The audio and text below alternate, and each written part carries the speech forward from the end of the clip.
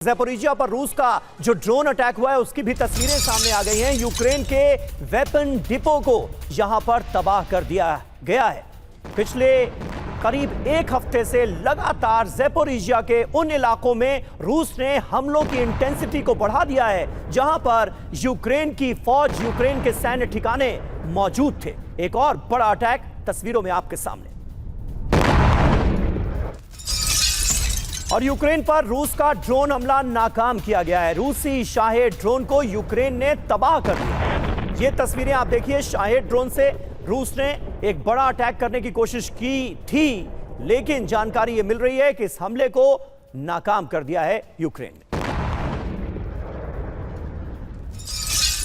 और front line पर Ukraine की बड़ी तैयारी सामने आई। सैकड़ों किलोमीटर तक किलेबंदी की गई। रूसी टैंकों को रोकने की कोशिश कैसे की जा रही है ये आप देखिए जरा। सैकड़ों किलोमीटर तक के जो इलाके हैं उनकी किलेबंदी की गई है। फ्रंट लाइन पर यूक्रेन बड़ी तैयारियों को अंजाम देता नजर आ रहा है।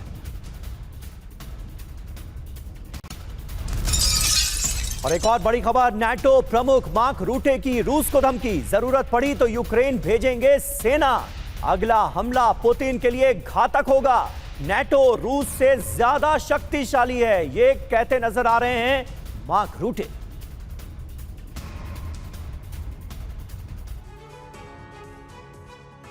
तो कौन कितना आक्रामक बयान देता है? अब ऐसा लग रहा है कि जंग इस बात की भी चल रही है। नाटो का पैगाम, रूस का बुरा अंजाम। नाटो चीफ ने क्या कहा? मौजूदा स्थिति दूसरे विश्व युद्ध से भी खतरनाक है। यूक्रेन को रूस का शिकार नहीं बनाने देंगे। जरूरत पड़ने पर नाटो सेना यूक्रेन जाएगी।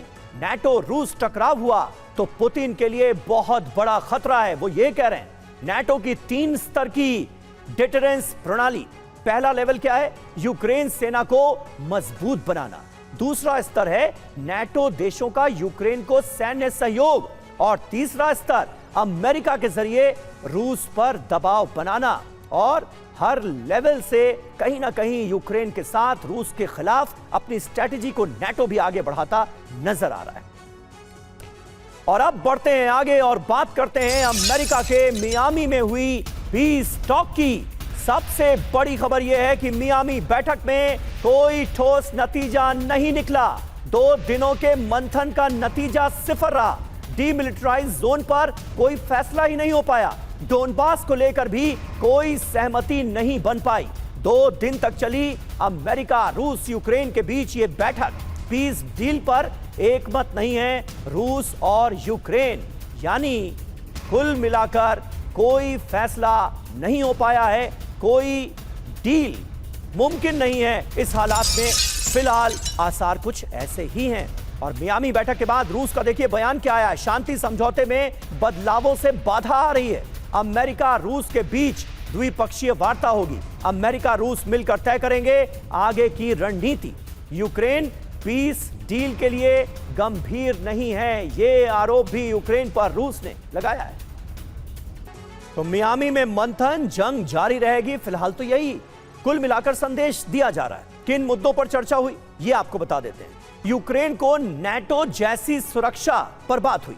डोनबास के भविष्य को लेकर चर्चा हुई। इसके अलावा एक डीमिलिटराइज जोन बनाने पर भी बात हुई। यूक्रेन के पुनर्निर्माण के लिए फंडिंग का भी जिक्र हुआ मियामी मंथन में।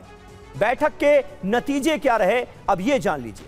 20 पॉइंट शांति प्लान पर 90% सहमति बन गई है, यह बताया गया है। डोनबास का जहां तक सवाल है, डोनबास क्षेत्र को लेकर सहमति नहीं बनी है।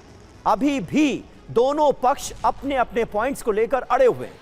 डीमिलिटराइज जोन पर भी फैसला नहीं हो पाया है। तो ये मियामी मंथन का, 2 दिनों के इस मंथन का पूरा लबोलुआब हमने आपके सामने रखा है।